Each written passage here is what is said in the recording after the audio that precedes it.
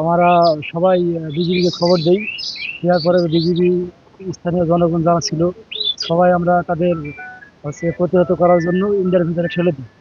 দেওয়ার পর BGB camp থেকে একটা চিঠি লেখা হয়, লেখার পরে বিএসএফ এর কাছে হস্তান্তর করা হয়।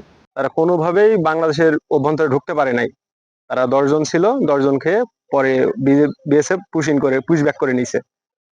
তাদেরকে সবসময়ের জন্য তাদের সাথে বিজিবির সাথে জনগণ ছিল, জনসাধারণ সবসময় তাদের সাথে মানে সহযোগিতা করছে আর কি। রাত ৩টা ৪টার দিকে এটা পুশ ইন করছে, কিন্তু পরে বিজিবি জানার পরে টহলরত যে বিজিবি ছিল যারা, তারা তাদেরকে কোনোভাবে বাংলাদেশের অভ্যন্তরে ঢুকতে দেয় নাই, এবং সাথে তারা জনগণকে সতর্ক করে। তাদের ডিএডি সবাই আসছিল, আসার পরে এখানে অনেকক্ষণ ধরে মানে অবস্থান করে। তারপরে আপনার একটা ফ্ল্যাগ মিটিং এর জন্য তাদেরকে চিঠি দেয়, সেই চিঠি আমি নিয়ে গেছিলাম। যাওয়ার পরে তারা চিঠি পাওয়ার পর তারা ১০ জনকে ওরা পুশ ব্যাক করে নিয়েছে আর কি।